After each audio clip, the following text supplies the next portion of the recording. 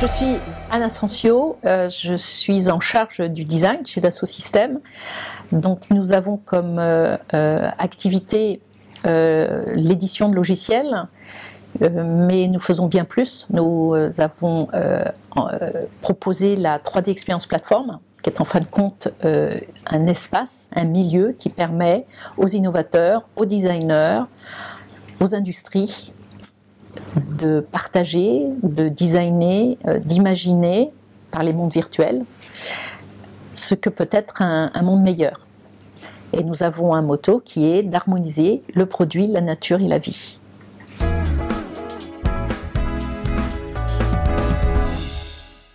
Je crois que j'ai toujours été designer. Je ne le savais pas lorsque j'étais enfant, mais je devais certainement être designer dès l'enfance. Ça a commencé tout simplement par le fait qu'un certain nombre de choses dans votre quotidien peuvent éventuellement ne pas vous satisfaire et vous avez envie de le changer. Vous avez à votre disposition vos mains, vous pouvez dessiner, vous avez un certain nombre de techniques que vous essayez d'appréhender. Et ça vous permet de changer les choses. Donc je pense être designer, c'est une vocation. Je pense que c'est quelque chose que vous savez très très tôt.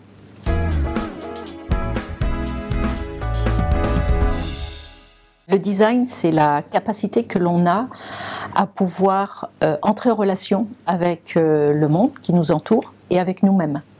Donc la différence peut-être avec l'art, c'est qu'on a la possibilité d'entrer en relation par la manifestation je dirais, de transformation de la matière, par des objets, par des techniques, par des systèmes. Et c'est essentiellement la transformation de nos modes de vie. Et la réflexion sur la façon dont on pourrait éventuellement le faire dans des conditions durables et sensibles. Ce qui n'est pas forcément toujours la façon dont c'est fait aujourd'hui, et en particulier avec l'accélération des technologies, où le design finalement prend de plus en plus, je dirais, d'importance sur la question de la transformation de notre environnement, nos sociétés, l'industrie.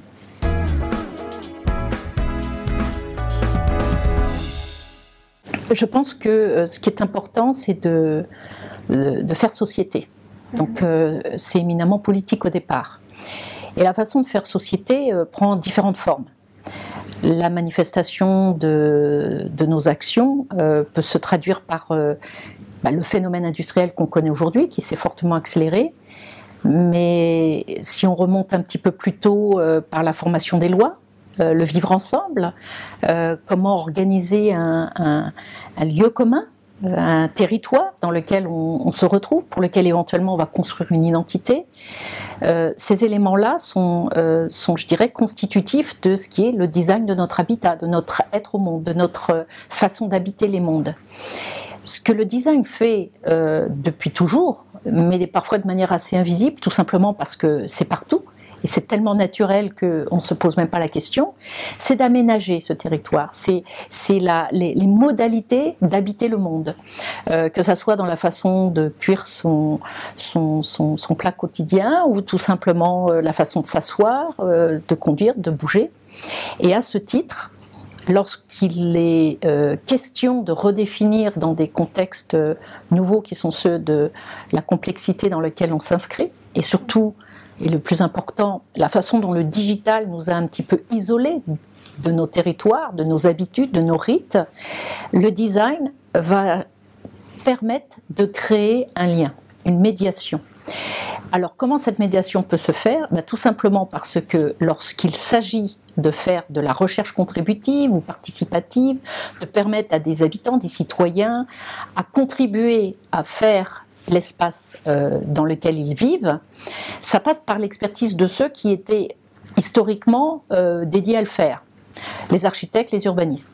Sauf qu'ils le faisaient de manière dogmatique. C'était une approche top-down, c'est-à-dire on décidait d'un plan et finalement, sous forme de l'architecte ou du designer, éventuellement on faisait une esthétisation du plan. Mais le plan était dogmatique, il était décidé par les élus éventuellement, parce qu'on est quand même en démocratie, mais avec très peu de participation.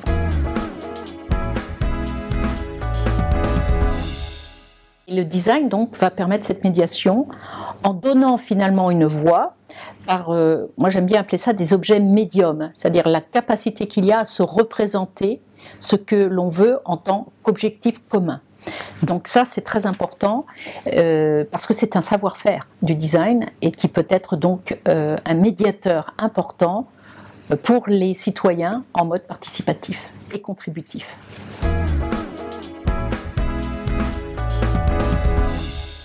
Je parle en fin de compte de monde possible. Il est possible que nous puissions modifier l'histoire parce que l'histoire n'est pas donnée. Elle est ce qu'on en fait. Et par définition, on peut donc agir sur l'histoire en agissant ensemble. Et c'est là que l'on revient à l'approche, je dirais, démocratique de la participation. Mais je n'aime même pas le terme participation, je préfère contribution.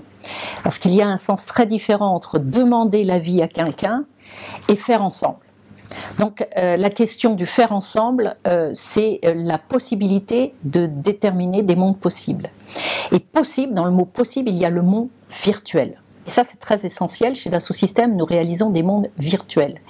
Que veut dire virtuel? Puissance de transformer ce que l'on pense en effectuation, en quelque chose de tangible, de réel, au sens réalité, pas au sens réel plus métaphysique. Et ça, c'est absolument essentiel. Donc la virtualité que l'on utilise chez Dassault Systèmes, c'est une virtualité de représentation.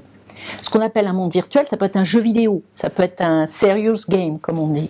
Mais ça peut être aussi la possibilité d'offrir différents scénarios, n'est-ce pas, comme un jeu de plateau, comme une quête d'un monde possible, d'un futur souhaitable. Et donc la virtualisation qui est puissance de changer le cours de l'histoire en modifiant la façon dont on agit sur le monde, eh bien c'est une des conditions essentielles d'un avenir très clairement plus souhaitable que celui qu'on nous propose ou que peut-être parfois on a tendance à nous prédire comme très négatif.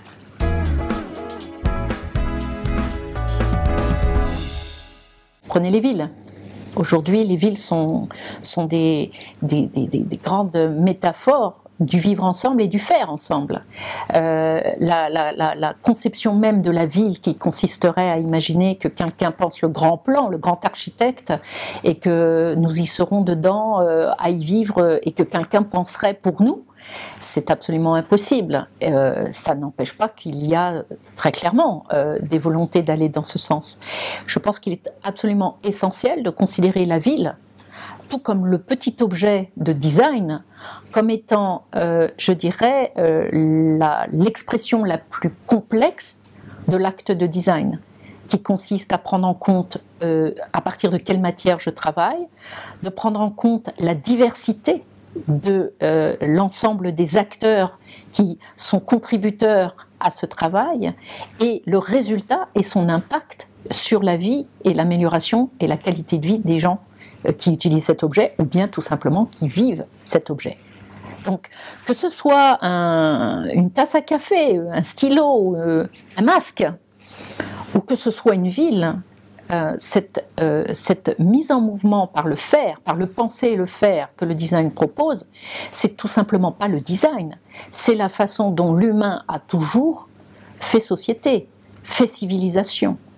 Voilà. Et ce qui est important, c'est aussi de penser au lieu et au milieu dans lequel ça se fait. Et la qualité de ce travail, c'est la qualité et la prise en compte du soin que l'on propose à alimenter ce milieu, c'est-à-dire à faire que ce milieu soit favorable à une création sensible et durable.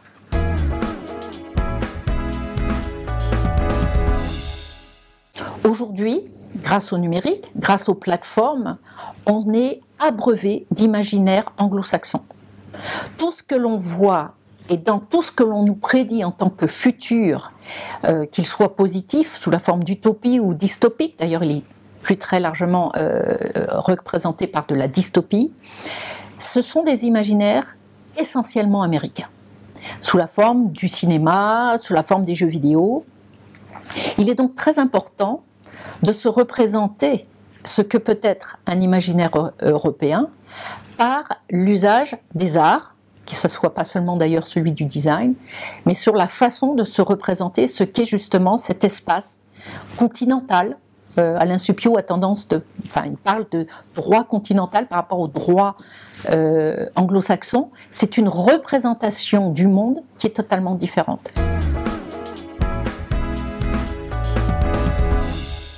Ce qui est intéressant, c'est que l'Europe n'est pas associée à un territoire. C'est un espace abstrait. On dit que l'Europe, c'est l'espace des libertés, de la sécurité et de la justice. Et ça, c'est ce qui est l'héritage de l'après-guerre. Mais cet espace dont on parle est abstrait. Donc, ce qui est important en termes, je dirais, d'imaginaire européen, nous sommes servis par une volonté et un objectif commun de prédire finalement pour l'ensemble des Européens l'accès à cet espace. Mais nous devons maintenant retrouver le lieu de cet espace, c'est-à-dire que ça fasse du sens pour tout le monde, pour chaque Européen, pas seulement en tant qu'État-nation, mais en tant que région ou en tant que simple individu dans sa ville. Et ce qui se passe aujourd'hui, c'est que cette notion d'imaginaire européen a besoin de s'instancier au plus près de tous les Européens. Et c'est là que le design prend tout son sens. Parce que lorsqu'on parlait précédemment d'approche ou de recherche contributive que le design permet, par une proximité avec les citoyens dans la définition de leur quotidien, c'est absolument essentiel comme médiation entre ce que l'on peut faire au quotidien et qui donc agit sur l'imaginaire, par les rituels, par la façon dont on fait œuvre commune à designer ensemble notre environnement local, mais aussi territorial, voire plus large, cet espace abstrait de justice, de sécurité et de liberté. Donc ça, c'est absolument essentiel.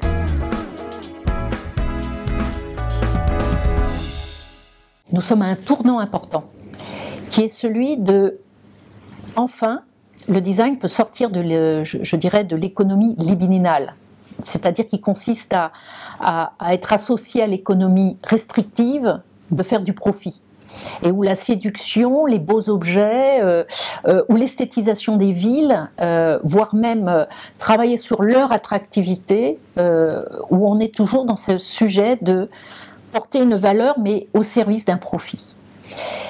Ce sujet de l'économie générale, qui est proposé par Georges Bataille, qui est un intellectuel français, un philosophe, un économiste, est pour moi la clé pour la compréhension de comment le design peut engager politiquement. C'est que lorsqu'il s'agit de convoquer des valeurs non calculables, c'est-à-dire les valeurs de la qualité, les valeurs de l'esthétisme, de l'éthique, les valeurs de l'humain, c'est à ce moment-là que le design se révèle. Et que donc une économie générale, en tant que cadre que l'Union européenne pourrait mettre en place, convoquerait le design naturellement. Parce que ce sont des questions qui ne pourront être résolues que par lui. Pas seulement par lui, mais on ne pourra pas s'en passer et faire sans lui. Donc ce n'est pas une question anodine, celle de l'économie. Lorsqu'on parle de design, la question de ce qu'est le design dans des politiques publiques, dans ce qu'est le design dans des transformations des choix démocratiques, dans la façon dont les peuples peuvent se retrouver à partager un bien commun, ça passe par ce cadre d'économie générale.